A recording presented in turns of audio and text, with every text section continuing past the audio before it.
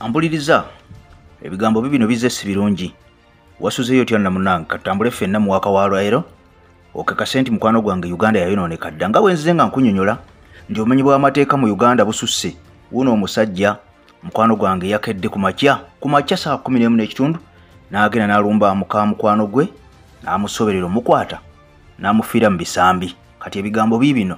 oyinza okulumba omuntu naye ne weerabira nti mukwano gwange oba oliawo ogenze kubeera ng'oyita walumbe. Wuno yafiiridde mu bisambi ate embeera neyonooneka. Nze Eke Master kutimbe gagadderwa Eke TV nobombe firi eno juwe ekigalo mukwano gwange tusimbule omulundi gumu nze nagamba amawulire ne begabaga nnaku oba gassanyu nja kusigala nga kuwa kubanga olina okubeera ng'ogategeera agafa mu nsi yo. Video eno nkusaba gimpere ekigalo oba like ompya subscribing okonene kade tutambule nga ffenna mu mwaka waffe ataggwa malojja sobole okubeera nga munnange obeera naawe omanya buli kimu ekiba kifudde mu nsi yo oba kirungi oba kibi nga tosigalira mabega. Kaakati mukwano gwange embeera bw'etyo bwekedde olunaku olwaleero omusajja gye bwakeeredde ssaawa zabadde nga 11:55 mukwano gwange ez'okumakya ono yazuukuse n'ayambala n'agenda asoberere mukwano gwe. Ebigambo bino nno byabadde wano mu kibuga Kampala disitulikiti wano eya wano ewa Kiso district ku nkingirizi z'ekibuga Kampala Matugga. Omusajja amanyiddwa nga Bwembo Robert Kamoga ono ye yasoberedde mukwano gwange Ambrose ayitibwa Ambrose Kibuuka. Kakati bino byagenze okubeerawo. Ambrose Kibuuka bawo omukyalo ono bambi gwe basoberedde abadde yagenda Dubai kola wabula ng'omusajja ono Kamoga ate mukwano gwenfanfe nga balinnya mu kimu nga yasigala Uganda Bwembo Robert Kamoga. Kakati Ambrose Kibuuka nga musajja atu yagenda ku kyeyokkola abeere ng'ayamba famire. Kakati era nga n'obuyambi bwaweereza mukyala we oba okubeera ng'alina kye yeetaaga ewaka ng'akozesa musajja ono Bwembo Robert. Kakati omusajja ono kigambibwa nti munnange sitaani oba yeyamukemye oba yeyagadde kuwayiza bwayiriza sitaani yakedde ku makya. Omukyala gwe yasoberedde mukwano gwange abadde alina emyaka 25 amanyiddwa nga Stella Akwaso myaka 25. Kakati omusajja ono kyeyakoze obudde bwakedde ku makya Stella ono abadde alina omwana ayitibwa Namatovu Vivian. Kati nga buli ku makya ono akeera n'ayambaza omwana oyo saa 12 bambi n'amutwala ku ssomero. Bwamala omutwala ku ssomero n'akomoka. Kakati essomero teriri wala nnyo na wano omukyalo ono wabadde abeera. Kakati omukyalo ono olunaku lwakedde ng'ayambaza mwana ng'amutwala. Kakati yaleese oluggi azizzaawo oluzze nga talusibye. Kakati ne Sseddubuto ono Bwembo Robert Kamoga we yafunidde omukisa bwe yalabye ng'omukyalo ono atutta omwana ye ne yeesonseka enju ate ne yeggalira munda n'ayingira ekitanda. Kati omukyala yagenze okukomawo omukazi wattu amanyi oluggi yalulese nga bwe luli era yeyegguliddewo n'ayingira munda kumba essajja lyayingiredde bambi okubeera nga limutega. Ate ekyennaku oba ekyembi omukyalo ono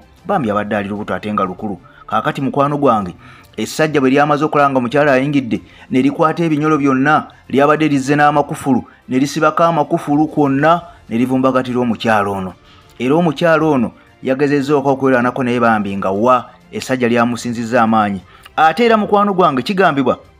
okusinziira ku mukyala waliwo omukyala mukwano gw'omukyalo ono eyafudde mukwano gwe amanyiddwa nga Rebecca Nakandi. Mu mboozi tujja kubeera nga nayo tugiraba bye yannyonnyodde. Kaakati munnange bano balwanaganye ogenda okakkana ng'omusajja assa omukazi era munnange yabadde mukwano gw'ono Rebecca Nakandi mukwano gw'omugenzi bwe yazze alabe ku mukwano gwe ku makya ssaawa nga 3 yasanze oluggi lusibe. N'abuuza mukwano gwange leero kibadde ki okubeera nga ssaawa zino Stella akyebase n'alowooza engeri gy'ali lubuto alabika akyawumuddemu ono kwe kuddayo wabula omutima ne gutabeera mu mativu n'akomawo ssaawa zabadde nga 6 addemu akebereko era okuddamu okusanga nga wasibe omutima ne gumukubanaga omukyalo ono mpaka ssaawa zino nga yeebase nga tekibangawo. Kaakati ono kye yakoze kwe kuyita banneiba bajje bamuyambeko balabe lwaki omuntu ono yeesibiddemu okuva ekiro paka nakati. Munnange bagenze okumenya eddirisa okutunula ku buliri ng'omugenzi kati amanyiddwa nga Stella Akwaso ow'emyaka 25 munnange nga bamugalise ku buliri nga yeebambye nga yafudde dda mulambo guli awo bagwambudde guli bwereere era bano baakubye enduulu bwe batyo baakubye enduulu abantu ne bakuŋŋaana ne bawera. Kaakati ng'ate oluggi lusibe amakufulu baalusibidde munda. Kakati bano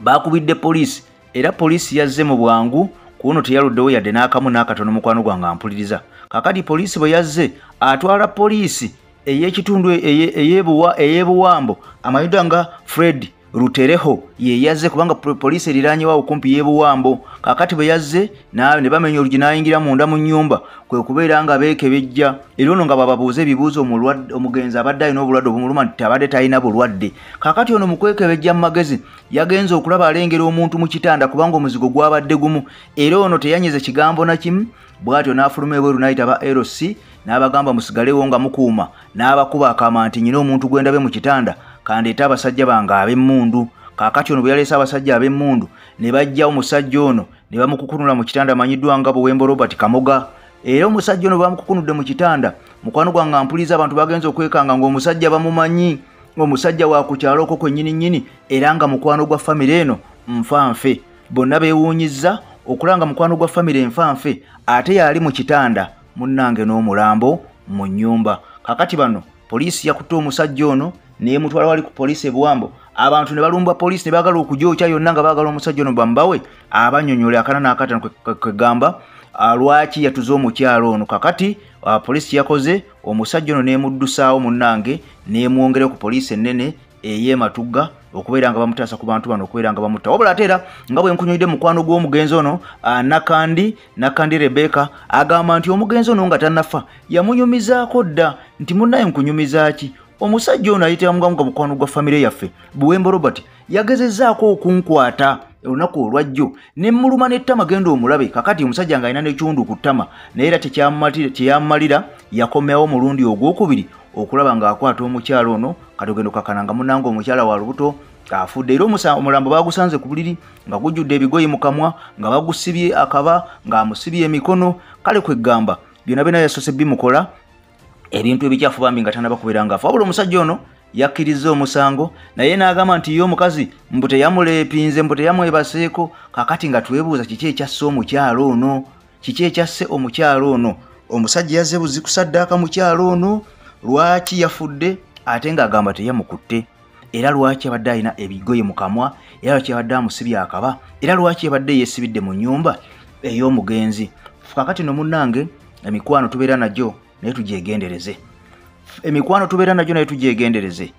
kubanga tubeera n'omuntu omwagaliza birungi naye oba oliawo nga yakwagaliza bibi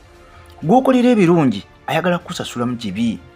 n'opulaani nga ate nga tosobola kubeera wekka mu nsi muno olina okubeera n'abantu naye kakati abantu ogenda okubeera nabo ogenda kubeera nga obeegendereza mukwano gwange nkugambye nabadde family friend era nga n'obuyambi obuva ebweru okutuuka ku famire eno okuva ewabba w'omukyalo ono mukwano gwange amanyikiddwa nga Ambrose Kibuuka nga buyita wa mwami ono era nga yadduukirya famire mu limbeera yonna wabula yafundikidde atasse omukyala muka mukwano gwe eyo nno yensi mwe tutambulira bino betwogerako biri mu Uganda tebiri Kenya tebiri Tanzania tebiri walala wonna wabula biri mu nsi yo Uganda Amerika nga yakamala okubeera nga ekola ekiwandiiko ng'erabula abatuuze baayo nti obumenyi bw'amateeka bukutte ejjembe mu ggwanga Uganda bulimu n'okukwata abakazi kakati mukwano gwange ndowooza owulira embeera yeeyo ono gwe nkugamba ali matugga era gye bamukwatidde ogenda okakananga n'okumutta amusse mukazi wattu kitalo nnyo kitalo ddala kyetusigala nga twogera kubanga ffe tuba nakyakuzza ng'abantu ensi bwetyo bwetambula nze Eke Masa kutimbe gagadula Eke TV kati n'obwombefu nkusaba vidiyo eno gimpeera ekigalo munnange bw'obanga oli mpiira oyagala osubscribinge ku channel yaffe okoonene kade tubire nga tutambula ffenna mu waka waffe munnange oba waka mulungi oba mubi amawulire tusigala tugakutuusako kubanga sifa abagakola naffe tulabirawo nga gazze munnange onaabeera otusonyiwa mukama katonda kuume atakuumira mpeera tukwatagane mu waka addako enkuyege zikale nga zikyakubira enduulu bye bye